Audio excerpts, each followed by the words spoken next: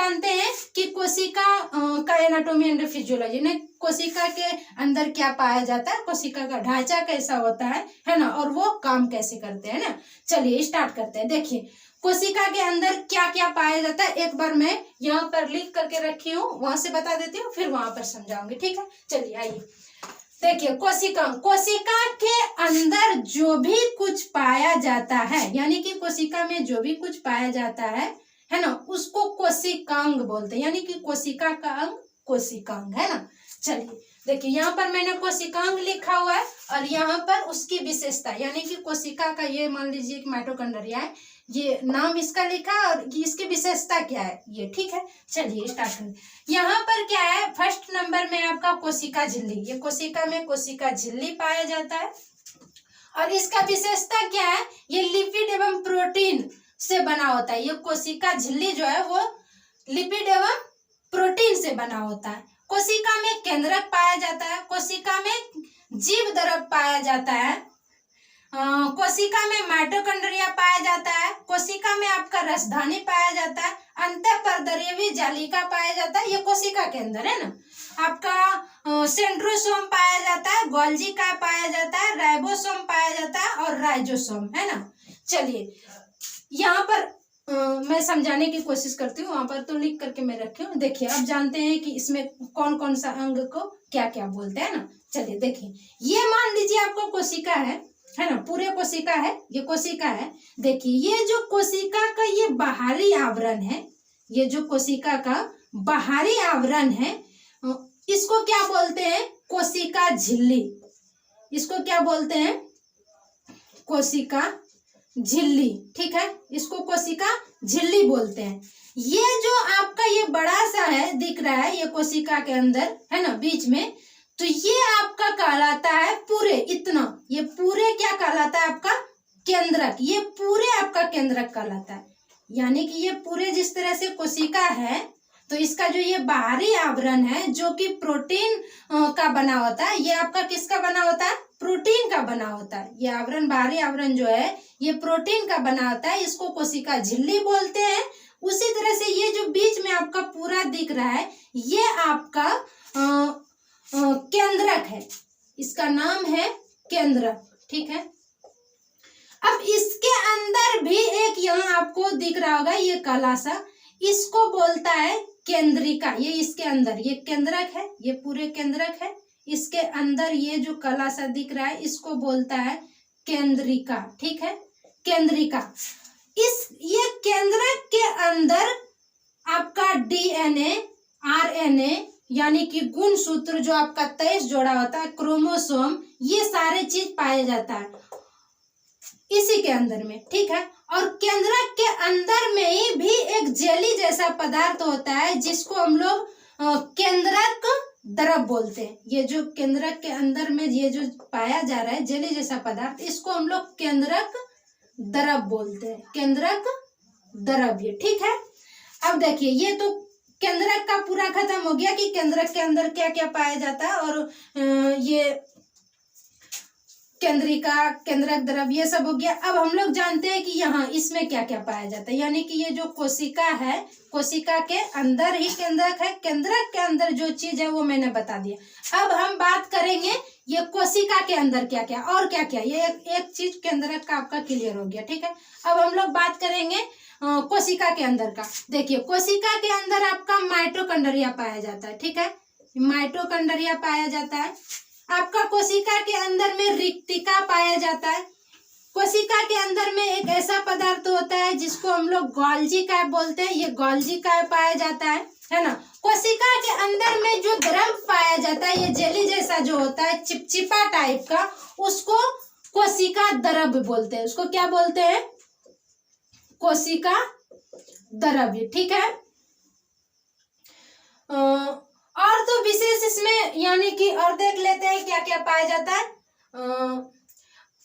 इसी कोशिका के अंदर सेंट्रोसोम पाया जाता है ना, राइबोसोम पाया जाता है, राइजोसोम पाया जाता है। ये सब ये कोशिका के अंग है, कोशिका के अंदर पाया जाता है। ठीक है, तो अब देखिए यहाँ पर मैंने सिर्फ एनाटोमी बताया। एनाटोमी मतलब क्या, ये पूरे कोशिका का जो अंग है, ढांचा है, वो सब मैंने बता दिया कि ये जंतु, यहाँ पर मैं जंतु कोशिका के बारे में बता रही हूँ। तो जंतु कोशिका का जो ढांचा होता है वो क्या होता है, गोल होता है। क्या होता है, गोल। और पादप कोशिका का जो ढांचा होता है वो क्या होता है, यानी कि चकोर टाइप का होता है। पादप कोशिका का चकोर टाइप, ये जंतु कोशिका का है। ठीक है, चलिए अब हम लोग यही अंग का, ये जो कोशिकांग है, इसी का हम लोग फंक्शनिंग जानते हैं। ठीक है, देखिए ये मान लीजिए माइटोकॉन्ड्रिया। तो माइटोकॉन्ड्रिया ये नाम हुआ, इसका आकार इस तरह से होता है, लंबा टाइप का, है ना। अब जानते हैं इसका फंक्शनिंग, ये कार्य कैसे करता है। देखिए क्या क्या उसमें पाया जाता है। यहाँ पर आपका माइटोकॉन्ड्रिया को ऊर्जा का केंद्र बोला जाता है। ठीक है, सजीवों के यानी कि शरीर में जो ऊर्जा जो यानी कि निर्माण होता है वो किसके थ्रू होता है, माइटोकॉन्ड्रिया के थ्रू।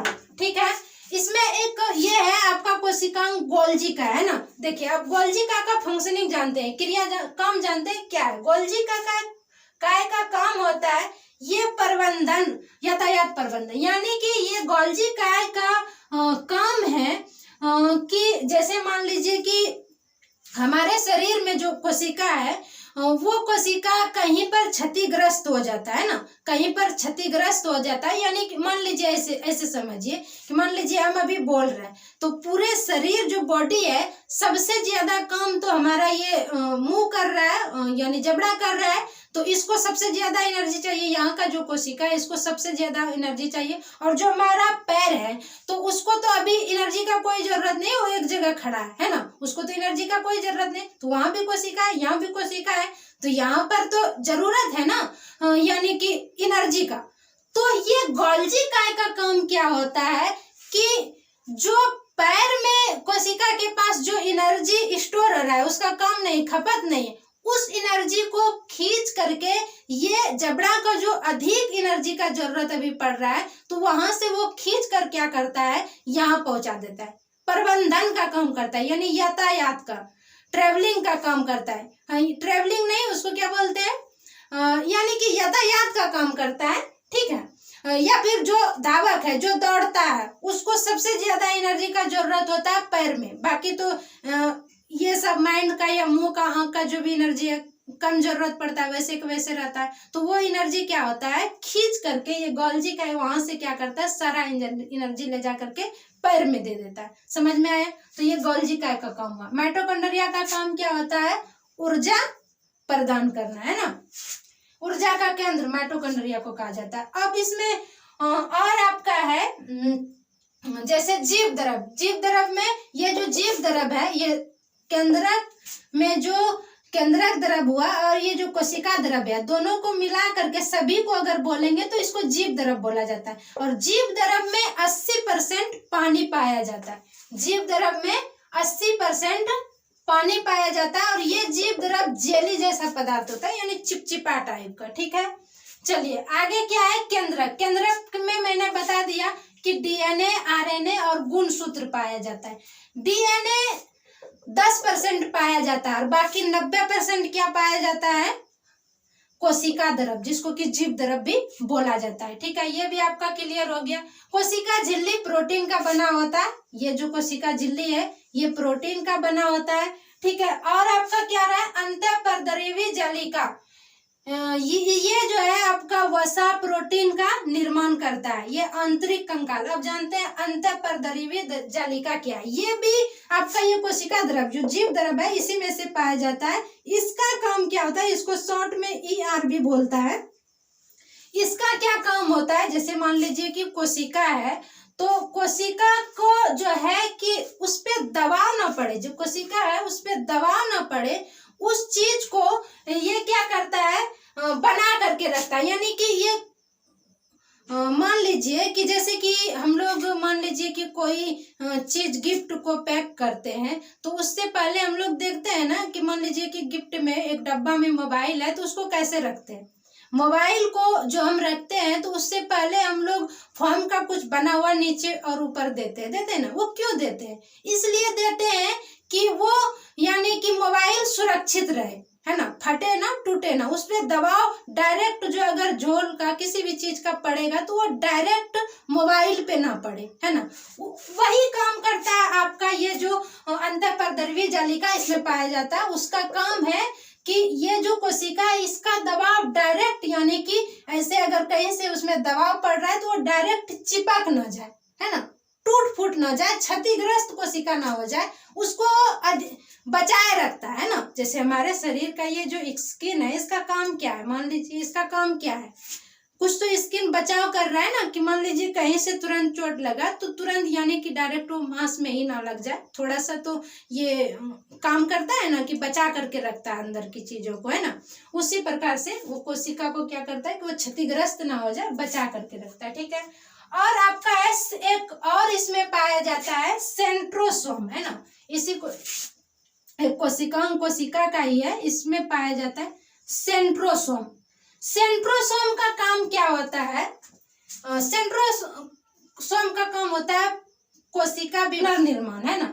इसका काम होता है, मान ये जो है जैसे कि मान लीजिए हमारा शरीर है, शरीर में कहीं पर चोट लग जाता है तो वहां का तो कोशिका मर गया, क्षतिग्रस्त हो गया, है ना। तो अब दवाई खाते हम लोग, दवाई डॉक्टर के पास लेते हैं तो वहां पर वही उसी जगह मसल्स भर जाता है ना। अगर मसल्स कहीं पर चोट लगा हो तो घाव हो गया हो तो गड्ढा हो जाता है, फिर कुछ दिन के बाद दवाई खाने के बाद वो भर जाता है, तो वो कोशिका का ही क्षतिग्रस्त होता है। तो वो कोशिका जो क्षतिग्रस्त हो गया वो फिर से बनता है ना। तो बनता कैसे है, इसी कोशिका में से, यानी ये इसी कोशिका में जो पाया जाता है सेंट्रोसोम, क्या पाया जाता है, सेंट्रोसोम। जितना कोशिका मर गया उतना तो मर गया, लेकिन उसके पास आसपास में जो कोशिका मान लीजिए बचा, अगल बगल में जो कोशिका बचा वो क्या करता है, फिर पुनर्निर्माण करता है। पुनर्निर्माण का मतलब मान लीजिए ये कोशिका है तो ये क्या करेगा, ये कोशिका दूसरी कोशिका कैसे बनते हैं, इसको कोशिका विभाजन, दूसरी नया कोशिका कैसे बनता है, नया कोशिका जन्म नहीं लेता है, क्या होता है, यही कोशिका दो भाग में बट जाता है। क्या होता है, यही कोशिका क्या हो जाता है, दो भाग में बट करके दो कोशिका, नया दो कोशिका, मान लीजिए ये एक कोशिका था, ये कोशिका दो भाग में बट जाएगा, है ना, और दो भाग में बट करके ये दो नया कोशिका बन जाएगा, है ना। और एक कोशिका उसी जगह रह जाएगा जहां पर वो है, और दूसरे कोशिका को जो खाली आपका गड्ढा हुआ उधर ठेलते जाता है, भेज देता है ना, उधर भेज दिया, एक कोशिका को उधर भेज दिया। उसी प्रकार से सभी कोशिका क्या करता है, पुनर्निर्माण कर लेता है, यानी कि वो विभाजित हो जाता है दो कोशिका में, और एक कोशिका आपका भेज देता है, और धीरे धीरे आपका घाव भर करके वो क्या हो जाता है, बराबर हो जाता है ना। चलिए, और आपका क्या रहा इसमें, लाइसोसोम, इसी में पाया जाता है आपका लाइसोसोम। क्या पाया जाता है, लाइसोसोम। लाइसोसोम का विशेषता क्या है, फंक्शनिंग क्या है, लाइसोसोम का विशेषता, इसको लाइसोसोम को आत्महत्या की थैली भी बोला जाता है। ये एंजाइम का निर्माण करता है, क्या करता है, ये लाइसोसोम जो है कोशिका का अंग है लाइसोसोम, इसका काम क्या है, एंजाइम का निर्माण करना, इसको आत्महत्या का थैली कहा जाता है। क्यों, देखते हैं आपका राइबोसोम। राइबोसोम को प्रोटीन का फैक्ट्री, इसी में राइबोसोम भी पाया जाता है, और ये राइबोसोम को प्रोटीन का फैक्ट्री कहा जाता है, यानी कि ये प्रोटीन का निर्माण करता है। ये किस चीज का निर्माण करता है, प्रोटीन का। अब देखिए ये कोशिका है, कोशिका को क्यों कहा जाता है, यानी कि सबसे छोटी क्रियात्मक एवं संरचनात्मक इकाई। देखिए ये कोशिका है, कोशिका के अंदर आपका प्रोटीन का निर्माण, एंजाइम का निर्माण, आपका यहाँ पर मैंने बताया कि वसा का निर्माण करता है, प्रोटीन का निर्माण करता है, इसमें आरएनए, डीएनए, गुणसूत्र, 80% जल पाया जाता है आपका, है ना, ये पुनर्निर्माण कर सकता है, इसमें एंजाइम पाया जाता है, ये यानी कि दूसरी जगह से, दूसरी कोशिका से ये यानी कि ऊर्जा को यानी कि खींच सकता है, उसका ट्रांसपोर्ट कर सकता है ना। अब सभी काम तो ये कर रहा है कोशिका, मानव शरीर का जो भी मानव यानी कि सजीवों के शरीर को जो भी चीज का आवश्यकता होता है सारे काम तो ये कोशिका अकेले कर रही है, सारे काम तो कोशिका ही करते हैं। हम जो अभी बोल रहे हैं ये कोशिका का कमाल है ना, वो एनर्जी वही दे रहा है। जब लोग दौड़ता है कोशिका कमाल, कोई भी काम करता है तो किसका कमाल होता है, कोशिका का ही। इसीलिए इसको कहा गया है यानी कि सजीवों के शरीर का सबसे छोटा इकाई है ना, अंग नहीं इकाई, ठीक है। चलिए, आई होप कि आप लोगों को जितना मैंने बताया उतना समझ में आया होगा, है ना। और तो मैं कोशिका के बारे में कुछ यानी कि कोशिका के बारे में जो कुछ महत्वपूर्ण टॉपिक है उसको मैंने यहाँ पर इंक्लूड किया है। सो आइए उसको जान लेते हैं ना। देखिए, कोशिका का नाम जो है, इसको कोशिका को साइटो भी बोला जाता है ना। कोशिका को सेल बोलते हैं, इसको साइटो भी बोला जाता है क्योंकि इसका अध्ययन जो है, कोशिका का अध्ययन साइटोलॉजी में किया जाता है ना। कोशिका का अध्ययन साइटोलॉजी में किया जाता है, इसको साइटो भी बोला जाता है, इसलिए इसको साइटो भी बोला जाता है। कोशिका का खोज रॉबर्ट हुक ने किया है। कब किया है, 1665 ईस्वी में, है ना। कोशिका ये कोशिका का खोज किया है रॉबर्ट हुक ने 1665 ईस्वी में, लेकिन जीवित कोशिका का खोज यानी कि रॉबर्ट हुक ने सबसे पहले कोशिका का खोज किया। उसको कोशिका का यानी जनक भी बोला जाता है, खोजकर्ता भी बोला जाता है, तो उन्होंने खोज किया। लेकिन जीवित कोशिका जो हमारे सजीवों के शरीर जो होता है, सजीवों का जो शरीर होता है, जैसे कि मैंने बताया कि सबसे छोटी इकाई जो है संरचनात्मक एवं क्रियात्मक रूप से, वो क्या है, कोशिका है। तो मानव शरीर में वो जीवित है, काम करता है, उसका ढांचा है। ये जानकारी एंडोसिवान लुईवेन हुक ने दिया। किसने दिया है, एंडोसिवान लुईवेन हुक ने दिया है। तो इसीलिए उसको जीवित कोशिका का खोज करने वाला कहा जाता है ना। कोशिका जो है, सबसे छोटी कोशिका होता है माइकोप्लाज्मा। सबसे छोटी कोशिका का नाम क्या है, माइकोप्लाज्मा। मानव शरीर में सबसे छोटा कोशिका कौन सा होता है, स्पर्म, जिसको कि शुक्राणु हम बोलते हैं। स्पर्म होता है शुक्राणु, ठीक है। चलिए आगे है, यानी कि सबसे बड़ी कोशिका किस चीज का होता है, मतलब जीव में सबसे बड़ी कोशिका किस चीज का होता है, शुतुरमुर्ग के अंडे का, ठीक है। मानव शरीर में सबसे बड़ा यानी कि कोशिका कौन सा होता है, अंडाणु। यानी कि मानव शरीर का सबसे बड़ा कोशिका अंडाणु और सबसे छोटा कोशिका शुक्राणु, जिसको कि हम लोग गुणसूत्र बोलते हैं ना, या स्पर्म बोलते हैं शुक्राणु को, ठीक है। और ऐसे ऑल ओवर सजीवों में सबसे बड़ा कोशिका किसका होता है, शुतुरमुर्ग का, है ना। और सबसे छोटा किसका कोशिका का नाम क्या है, ऑल ओवर यानी सभी सजीवों में सबसे छोटा कोशिका का नाम माइटोप्लाज्मा, ठीक है। अब आगे देखिए, यहाँ पर कह रहा है कि मानव में सबसे लंबी कोशिका क्या होता है, तो न्यूरॉन। मानव में सबसे लंबी कोशिका का नाम न्यूरॉन। न्यूरॉन क्या है, जैसे ये जो हमारा दिमाग है, ये जो दिमाग में पाया जाता है वो कोशिका, वो सबसे लंबी होता है। अब बड़ी और लंबी में लोग कंफ्यूज हो जाते हैं कि बड़ी क्या है और लंबी क्या है। बड़ी मतलब आकार में कोशिका जो है वो बड़ा है, और ये क्या है, यानी कि न्यूरॉन क्या है, ये लंबा होता है। इसका कोशिका क्या होता है, लंबा होता है, ठीक है। विभाजन रहित कोशिका न्यूरॉन का, यानी हमारे जो ये मस्तिष्क है, ये दिमाग में जो कोशिका पाया जाता है, ये विभाजन रहित है, यानी कि ये विभाजन नहीं होता है कुछ, यानी जैसे कि मैंने पहले आप लोगों को बताया कि कोशिका का जो विभाजन होता है ना, पुनर्निर्माण होता है, वो दो टुकड़ों में बट करके अपने को विभाजित करता है। तो सभी कोशिका यानी कि विभाजित नहीं होता है। जैसे कि आपका न्यूरॉन का ये जो मस्तिष्क का कोशिका है न्यूरॉन का, वो कोशिका विभाजित नहीं होता है, इसलिए विभाजित रहित कोशिका का नाम अगर पूछा जाए तो न्यूरॉन, ठीक है। अब है सबसे तेज विभाजन वाली कोशिका। कोशिका तो विभाजन होता ही होता है, लेकिन सबसे तेज विभाजन कहाँ का कोशिका करता है, लीवर का।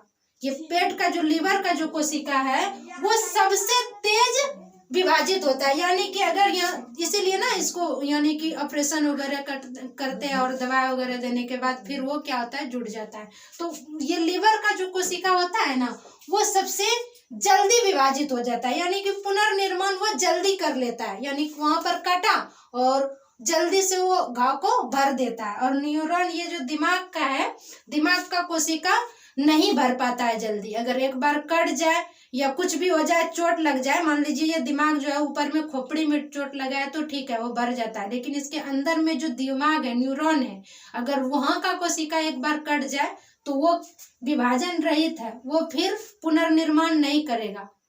क्या हो जाएगा, यानी कि आपके लिए खतरा बढ़ जाएगा दिमाग में। इसीलिए ना सबसे ज्यादा सुरक्षित यानी कि हेड को रखने के लिए कहा जाता है कि आप हेलमेट पहने, है ना। क्योंकि अगर दिमाग का कोशिका एक बार फिर वो दोबारा पुनर्निर्माण नहीं करेगा तो आपके लिए तकलीफ हो जाएगा, है ना, दिक्कत हो जाएगा।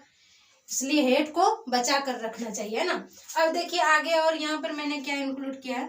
मनुष्य के शरीर में लगभग 60 से 90 ट्रिलियन कोशिका, यानी मनुष्य का जो शरीर है वो लगभग 60 से 90 ट्रिलियन कोशिकाओं से बना होता है। मनुष्य का शरीर लगभग 60 से 90 ट्रिलियन कोशिकाओं से बना होता है। तो ये था कोशिका ऑब्जेक्टिव टाइप का कुछ जानकारी था। सो आज के लिए इतना ही, और मैं अगला वीडियो यानी कि ऊतक पे बनाऊंगी।